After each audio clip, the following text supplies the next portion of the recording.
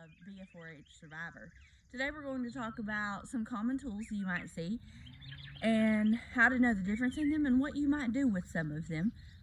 Because what you'll find out is as you grow up, you're probably going to see a need for at least some, if not all of these tools somewhere down the road.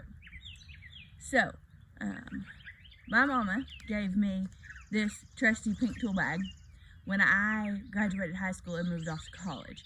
It was one of my Christmas presents, and as you can tell, I didn't graduate high school yesterday, and it's still with me. So it's been a very useful tool, and I wanted to share the knowledge of what's in my tool bag and how it might be a benefit to y'all with you today.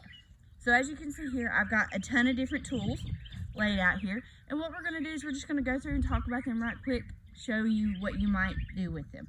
Okay, so first, this one's a tape measure.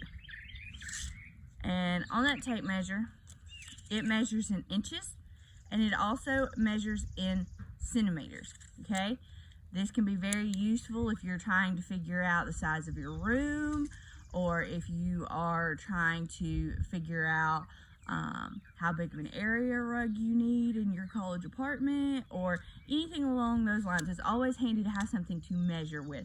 So a measuring tape is very important to have in your tool bag. Hammer. Most everybody knows what a hammer is. We know what to use it for. This is used for driving nails, adjusting things. Make sure you don't adjust somebody with it. But hammer, always very useful. They come in all different shapes and sizes.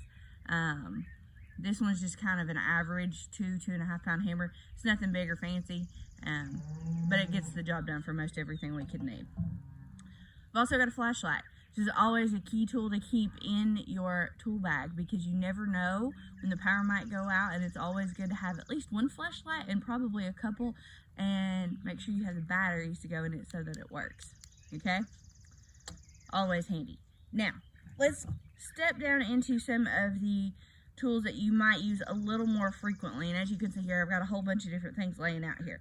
The first one, this guy right here, this is a crescent wrench. And that's kind of the slang name for it, but you might hear it called an adjustable wrench. And if you look right here at the top, I'm rolling this scroll right here and you can adjust the size of it.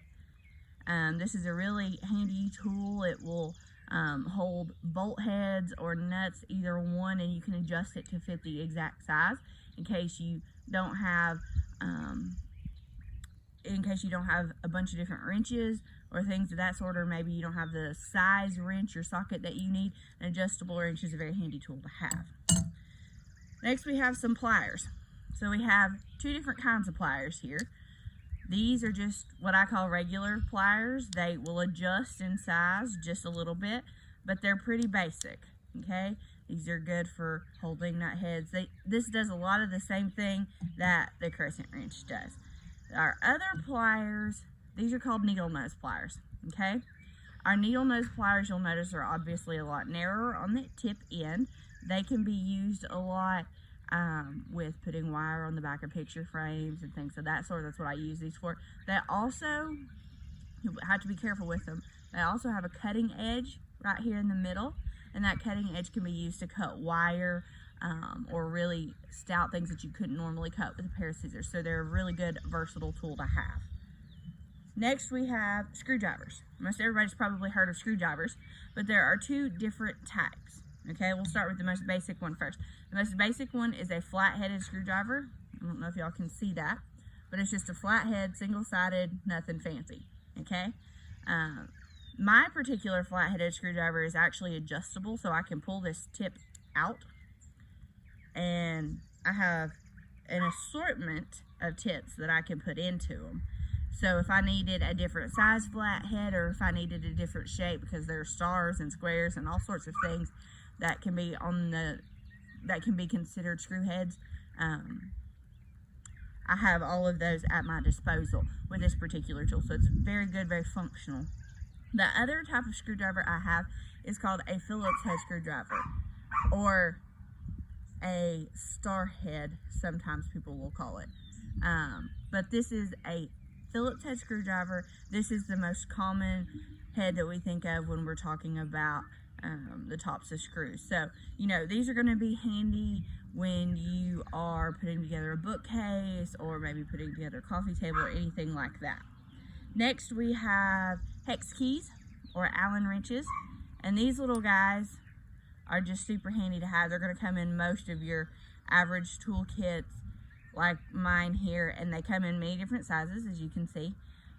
You can use these. Sometimes there will be screws or bolts that will have this on the top of it. So this will be handy to have in your repertoire as well. Sometimes if you're buying a piece of furniture, they send whatever tool you need to fix it in there. I always kind of collect those as well because I never know when I might need that one. That particular size, I should say. Next, we have some wrenches. And these wrenches look basically the same. And they're pretty close in size, but they're not exactly the same because they are two different measurements, okay? This one is a metric wrench.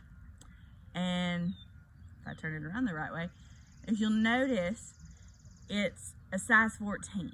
That means it is 14 millimeters. The opening right here is 14 millimeters wide, and that will correspond to the size of the nut or the bolt that you're trying to adjust. This is the open end of the wrench. This is the box end of the wrench. They're both 14 millimeters in diameter. And if I were to pull multiples out of my tool bag, you'll notice that the wrenches come in all different sizes because nuts and bolts come in all different sizes as well. Now, the other one, this is an SAE. This is an SAE. So, the size of the wrench is specific to the distance between the two prongs on the open end as well as the box end. That's the same, but it's reported in fractions. So this is a 9/16 inch wrench, it's hard to say, instead of a 14 millimeter wrench. They're very similar, but anytime you're adjusting nuts and bolts, you want to make sure that you have exactly the right one for the job that you need. Last two things right quick in my tool bag, I have a staple gun. And this is not the same as a regular office staple. This is a heavy-duty staple gun.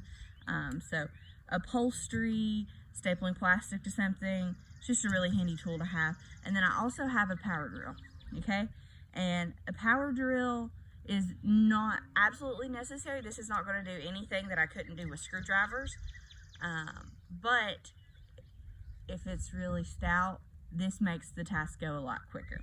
So I hope that this has been informative. I think the only basic tool I didn't have out here was a set of sockets, and that's because I don't own any myself. But I hope this was informative. You learned a little bit about what tools are, what they could possibly be used for, and just maybe when you're getting ready to move out on your own, ask your parents for a tool bag as a present, because I promise you it's something that you'll keep for the rest of your life, and it'll be very helpful as you continue your journey to be a 4-H survivor. Bye, y'all.